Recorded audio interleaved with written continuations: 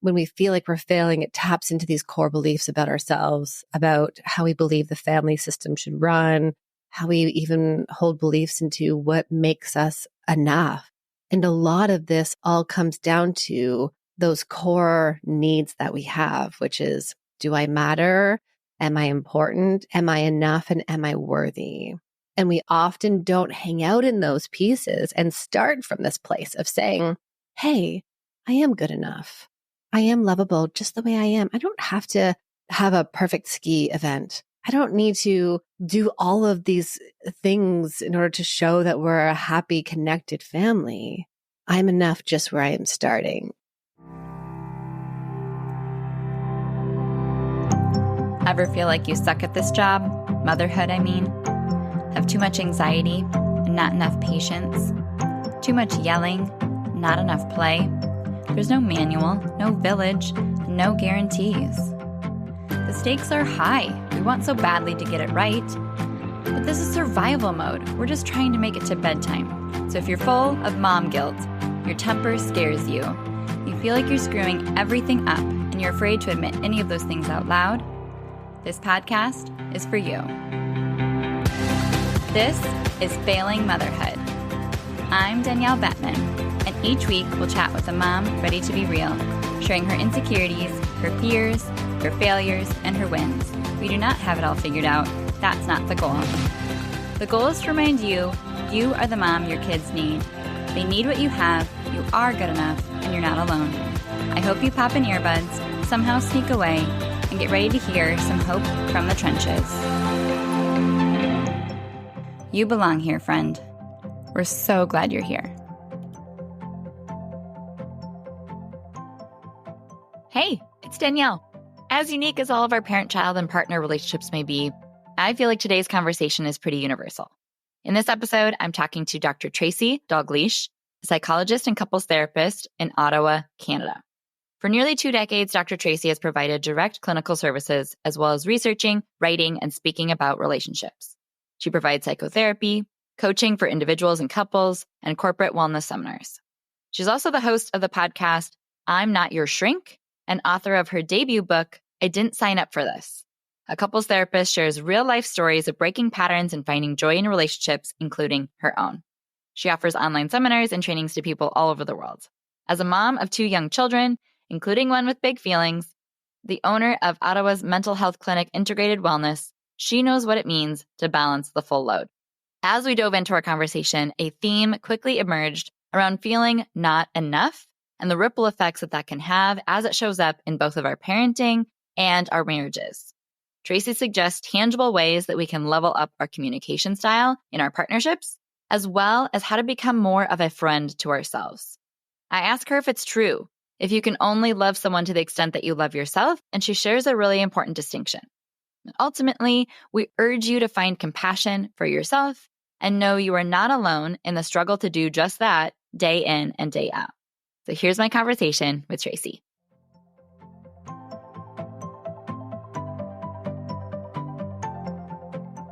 Welcome to Failing Motherhood.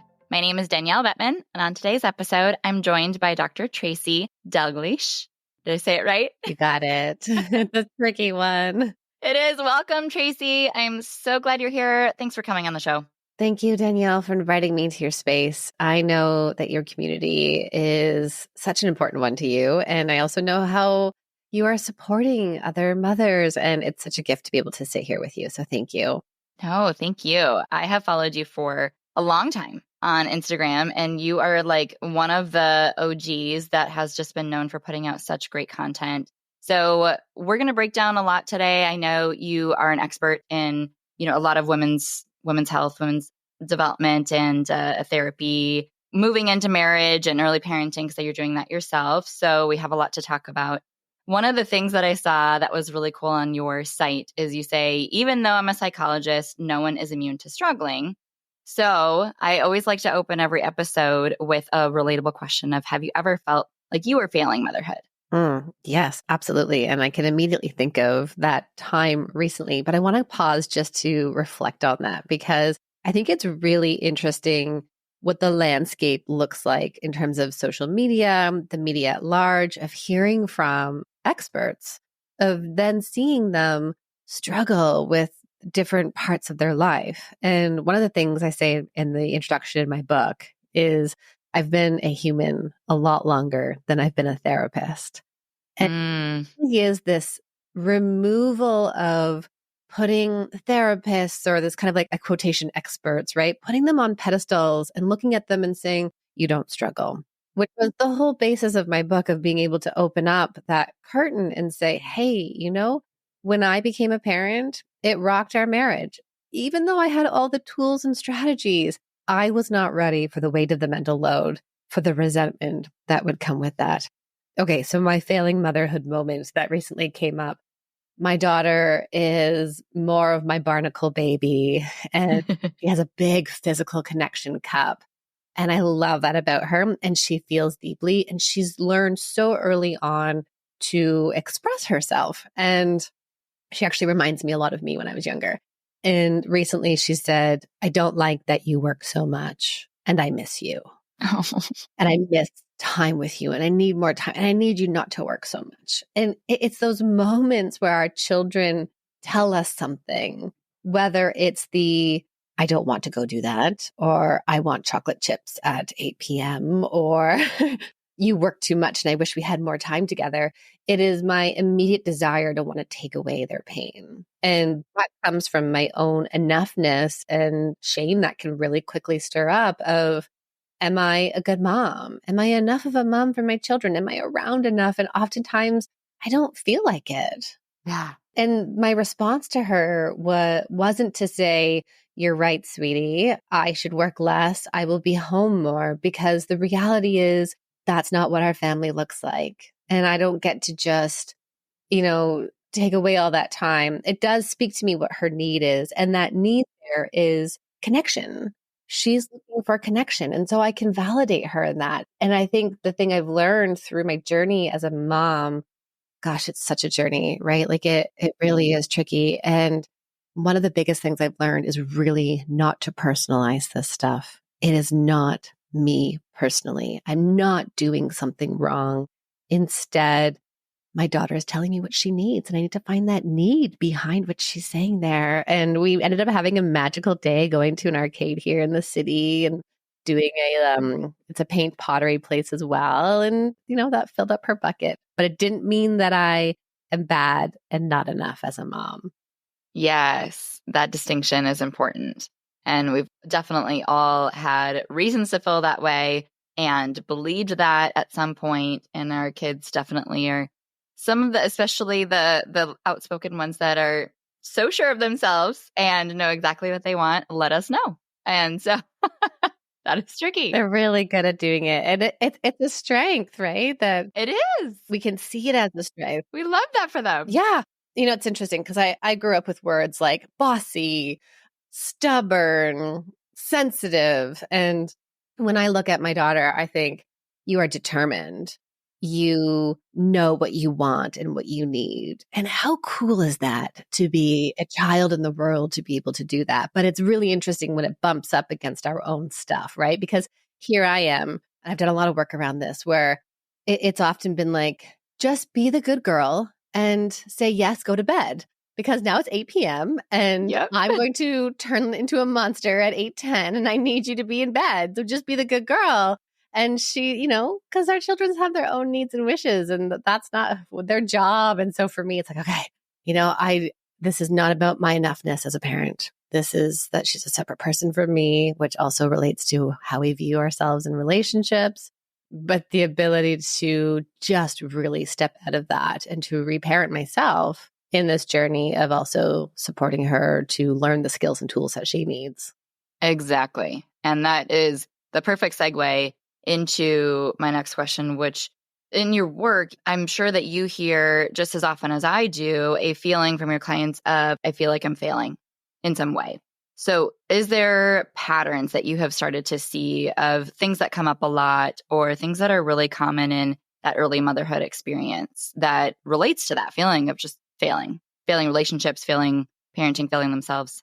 Yeah, I think the first thing that comes to mind there, Danielle, is this sense of comparison with others, especially in this visual world that we live in and in this information technology boom that we are parenting in, which is very different from what you and I would have grown up with our parents. And so there's so much information available that then you're following the 5 parenting experts and then the relationship, right? All of these accounts, and it floods your nervous system. So your nervous system is taking in all of this information, and then you have to do something with that.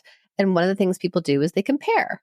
And that comparison directly then can say, am I enough or am I not? Am I failing or am I getting this right?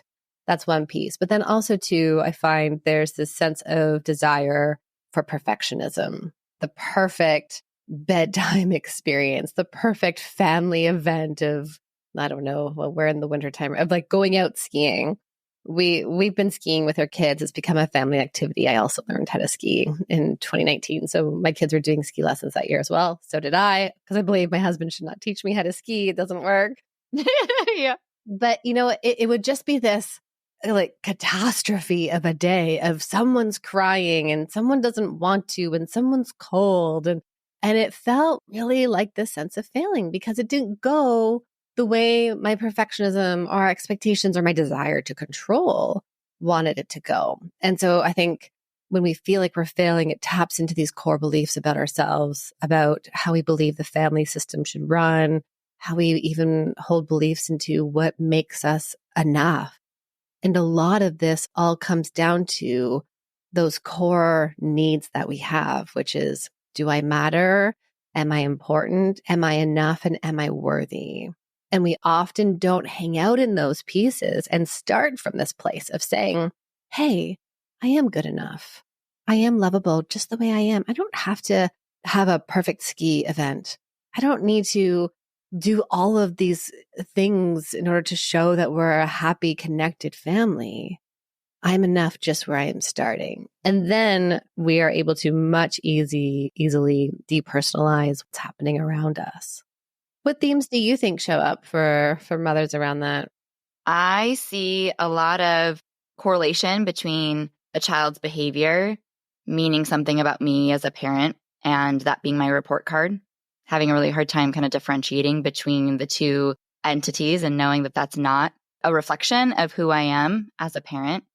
And just the feeling of the eyes in public watching me being mortified or embarrassed by my child's behavior and having a really hard time dealing with the judgment that comes from extended family members or even friends who are having a quote unquote easier time and just not being able to relate and just feeling really isolated and alone in their experience of the challenges that they have with their toughest kiddo.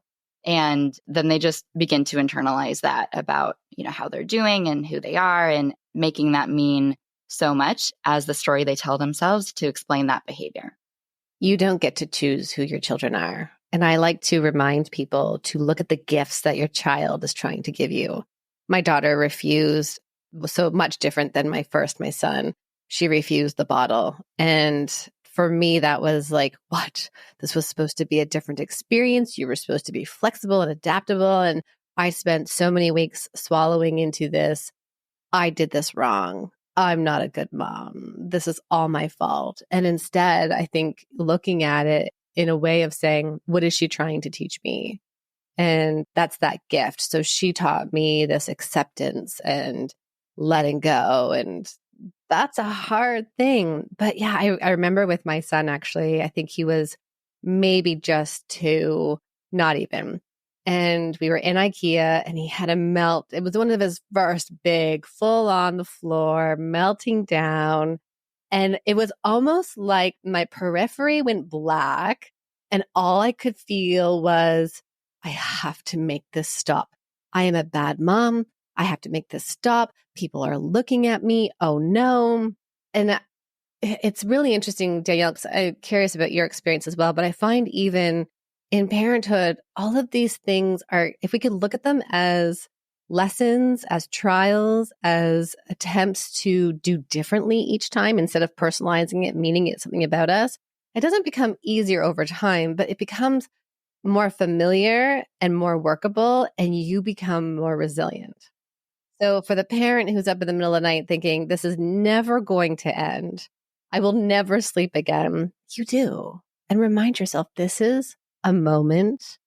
This moment is going to change. Just like the good moments that fade, the bad moments fade as well. My job here is to breathe through this moment. This is not about me. This means nothing about me as a parent or my lovability. We are a team working through this together.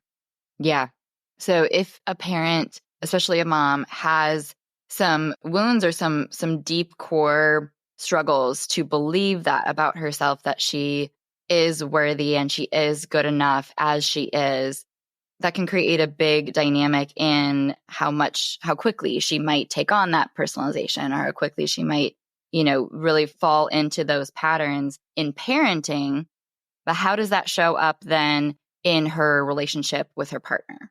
So I think about what we tend to do in relationships. So we can ask ourselves these 3 questions. Who did I see do this behavior? Who did this behavior to me, or who treated me this way? And then who allowed me to take on this behavior? So for example, let's do the externalization and blaming. And so in a parent relationship, that would look like, you're such a bad kid, or you aren't listening, you're making me mad, those kinds of things, right? So we're blaming, we're externalizing.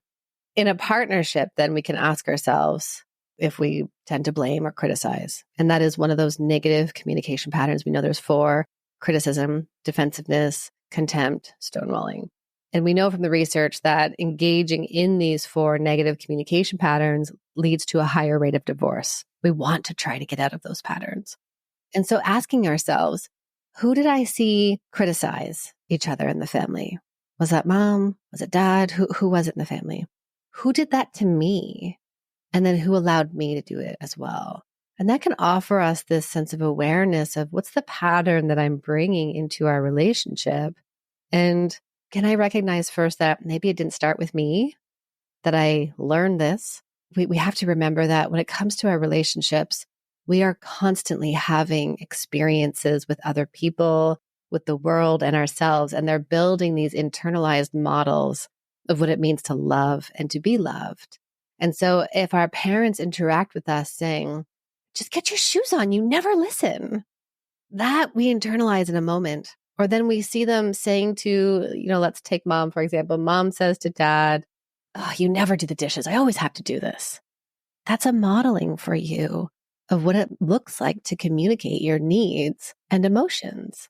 And we repeat what we don't repair. That's true in our relationship, in our current relationship, but it's also true looking at our history of relationships.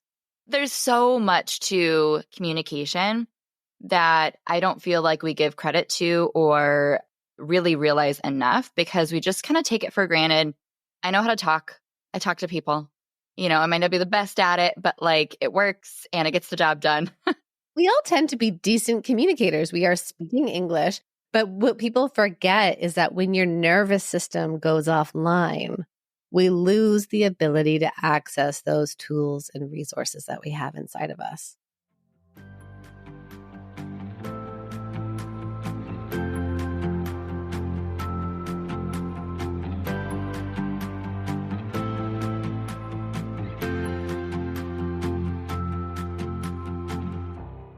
So, big emotions from little people are running the show at your house. Is that right?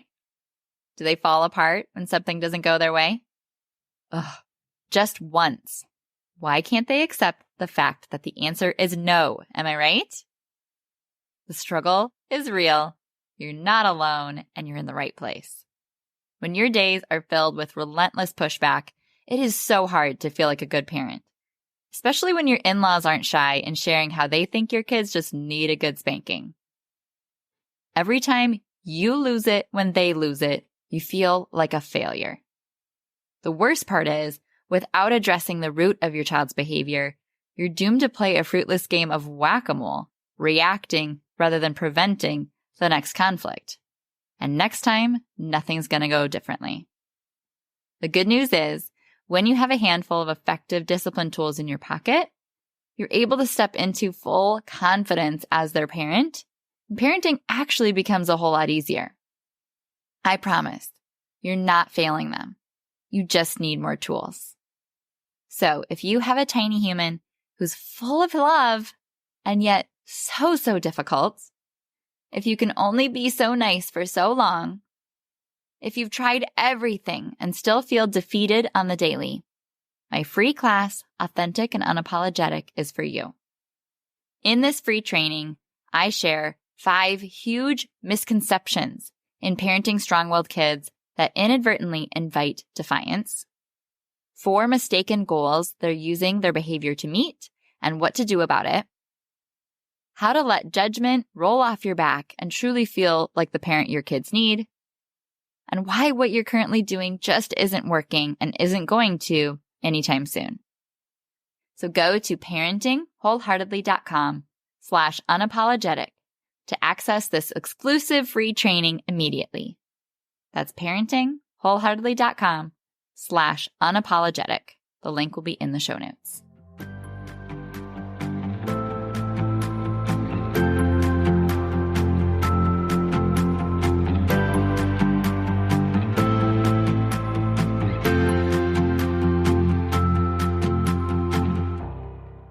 Talk to me more about what it looks like to level up your communication skills. First, I think there needs to be a sense of insight and awareness. So going back and revisiting a difficult moment or conflict you had with your partner. And one of the biggest things I really do in my community is I teach people to go inside of themselves.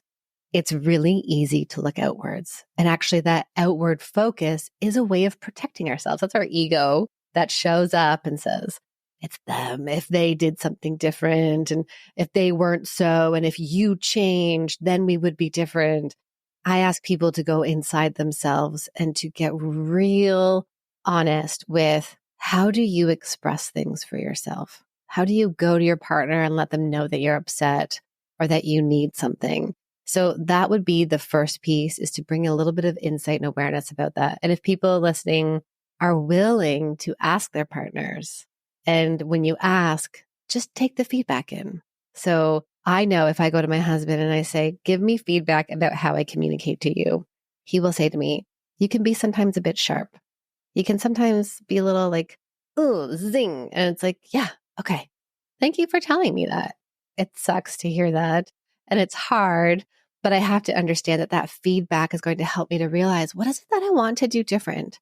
Because then we recognize how we contribute to the dynamic. In a relationship, we see that there's always 2 individuals and you are bringing in your own stuff. You are bringing in your own suitcases that have experiences with early caregivers, with friends. You know, how many stories I've heard from women, especially of the grade 5 bully who excluded you on the playground that one day. That stuff sticks and helps, like it contributes to your model of, are people safe? Do I trust others? Am I lovable? The first boyfriend, all those things, or the first partner, all of those pieces in there. And so recognizing that you are functioning within your own individual belief system, how you show up to the world, your own attachment style, your own way of connecting. And then you've got this dynamic that happens between you two. So for people listening, I'm moving my hands back and forth, and I view it as a figure 8, because the key piece here is one partner says, I blame you, and get angry with you because you're so defensive. And the other person says, I get so defensive because you're so sharp and angry with me.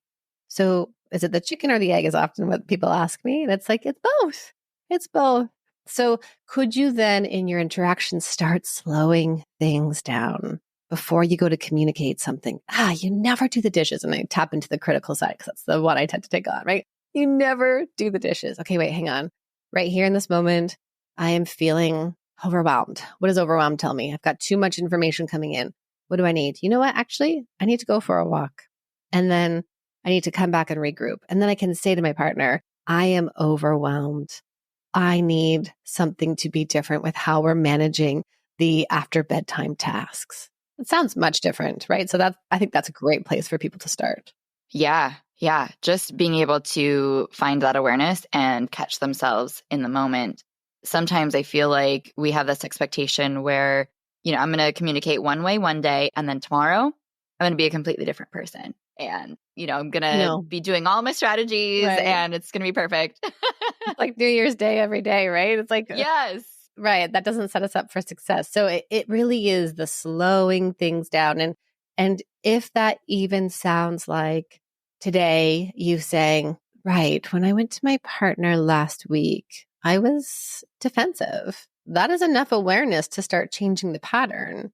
And I always remind people, remove the self-criticism. We are so hard on ourselves. And the more critical we are on ourselves, the harder it is to actually make change. Yeah. I can't tell you how many clients show up in my office saying, they tell me this piece that they're struggling with. And the very sentence that comes out after is, I know this is so silly. I shouldn't be struggling with this. It's stupid. And it's this, when you and I hear it, like I can see your facial expression. It's like, what? Mm-hmm. And yet we all do it, or we even say it to a friend. Oh, this is happening. I know it's really silly. It's not, because you would not say that to your friend, but you need to become your dearest friend. And by doing that, it's like saying, I honor that this is something I'm struggling with, and I'm going to learn to be more compassionate to myself, that this is a hard experience for myself.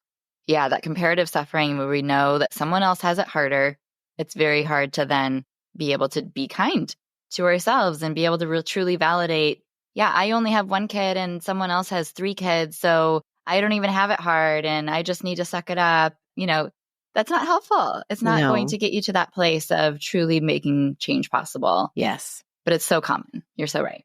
And I love the way that you worded that of being a friend to yourself.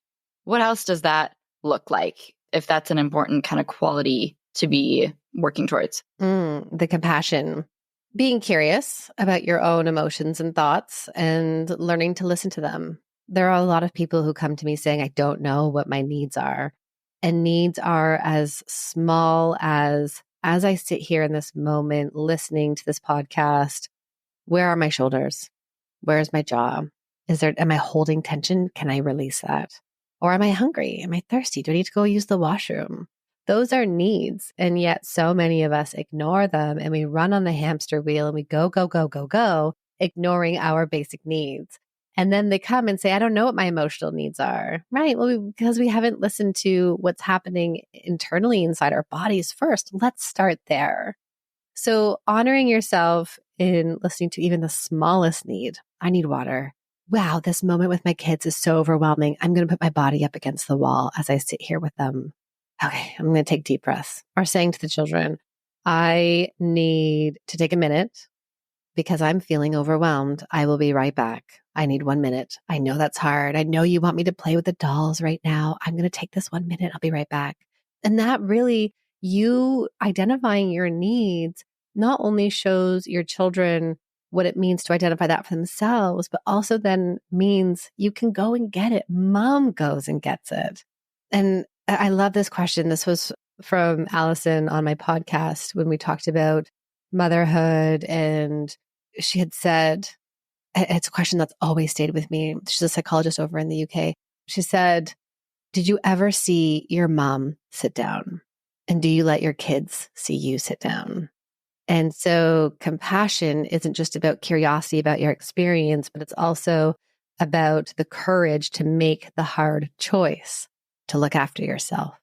Yeah.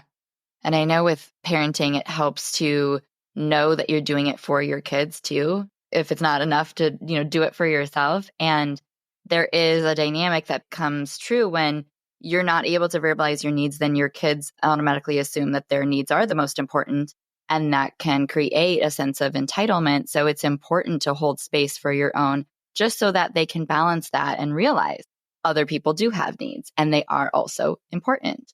And that's a hard thing to do if, you didn't have that modeled for you growing up and you don't know the words to do that well. And, you become so dysregulated that, having just those words are really hard in that moment, but you're not alone. And we're all working on it in real time. I have a memory growing up where we would all be in the car and we're waiting for my mom. And my dad says, where's your mother? We're always waiting for her. And then mom gets into the car and we're like, Mom, we're waiting for you. What's taking you so long? And it did become a joke. So it wasn't something that was like, how dare you? You're worthless, that kind of thing. So it became a family joke. And then as I'm a mother and I'm the last one out of the house and my husband gets the kids in the car and I often say, go get the kids in the car. And then I'm the last one in. I finally understand why I'm the last one in, which is because I am checking the thermostat so that if we're away from the home for X number of hours, I'm grabbing the water bottles, I'm packing the snack, I am making sure the stove or the oven is turned off. I'm doing all of these things. And these are really invisible tasks because everybody else in the car doesn't see what I'm doing. And so I had highlighted this to the children one day and I had said to my kids, hey, one of the reasons why I'm the last to get in the car is because I'm doing da, da, da, da, da. And I've maybe said it once or twice that it's not a running joke in our family, like, why are you the last to get in the car? But my husband also appreciates what I'm doing. And the other day, as we're starting to get out to get ready to get out of the house, my daughter says, hey, Mom, I did this so that you don't have to, so that we're all part of this as a team working together.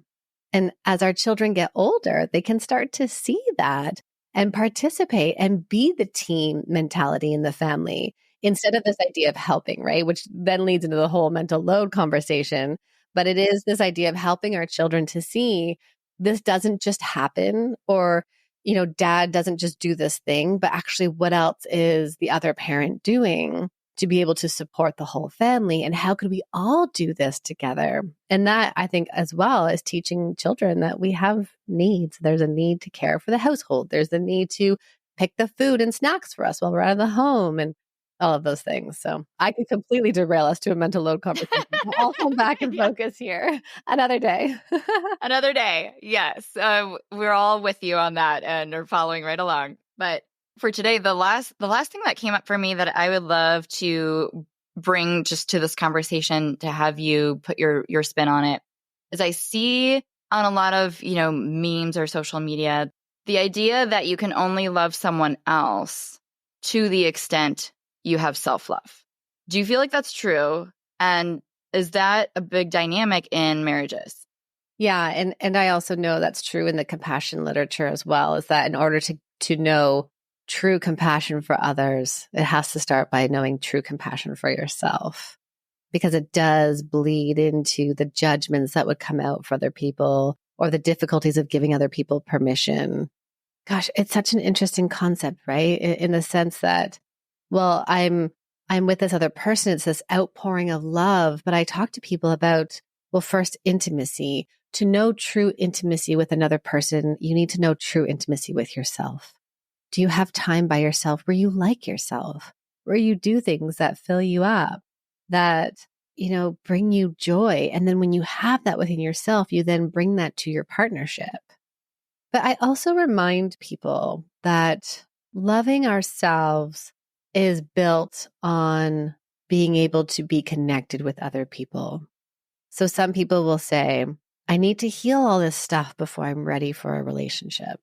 I need to do all this reparenting work before I'm ready to have children. And my frame of that is actually we heal in relationship.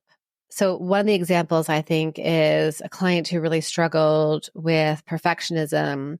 That led to a lot of shame and self-worth struggles. If I'm not perfect, then I'm not lovable.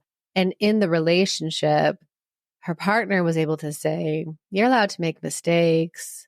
You don't need to be perfect, right? So that was that outpouring of love that then allowed her to have more of that internalized sense of self-worth, her own identity, to ditch the perfectionism in times when it wasn't helpful, because it can also be a tool that's helpful.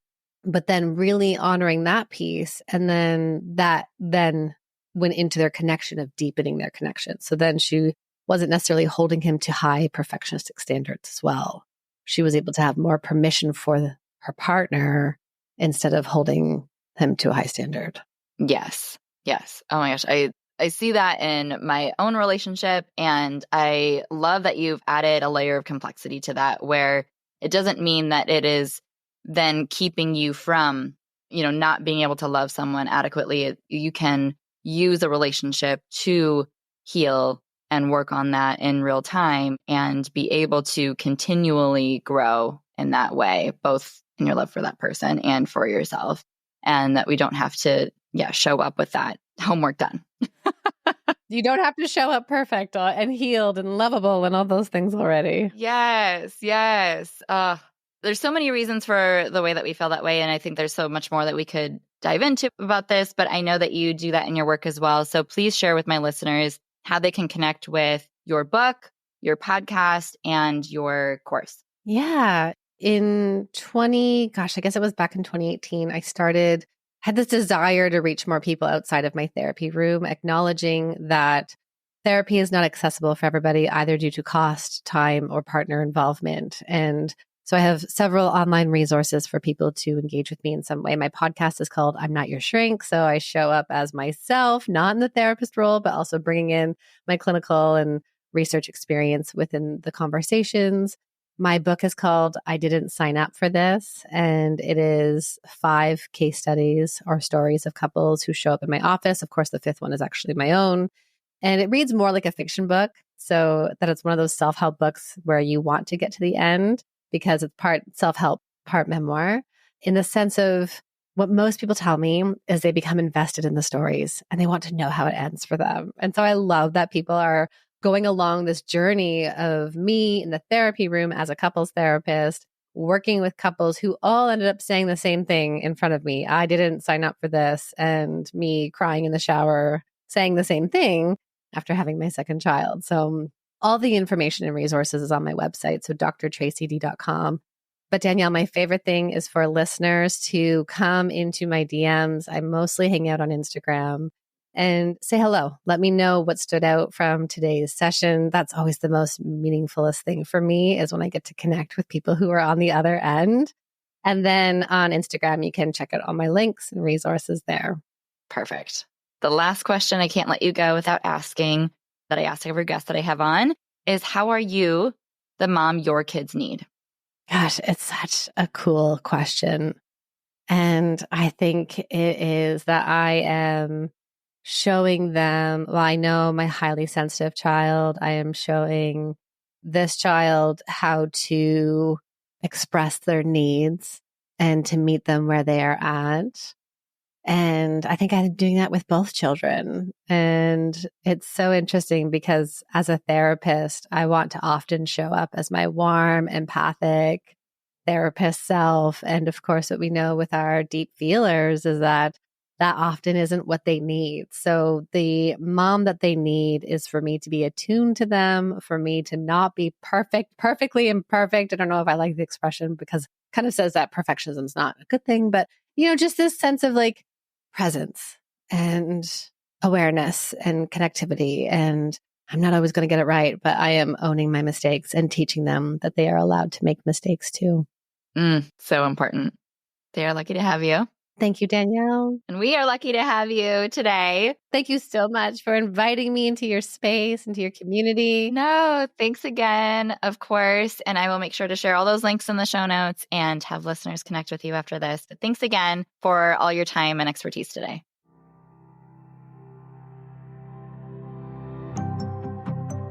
Thank you so much for tuning into this episode of Failing Motherhood. Your kids are so lucky to have you.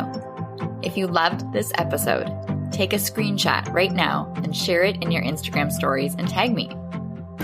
If you're loving the podcast, be sure that you've subscribed and leave a review so we can help more moms know that they are not alone if they feel like they're failing motherhood on a daily basis. And if you're ready to transform your relationship with your strong-willed child and invest in the support you need to make it happen, schedule your free consultation using the link in the show notes.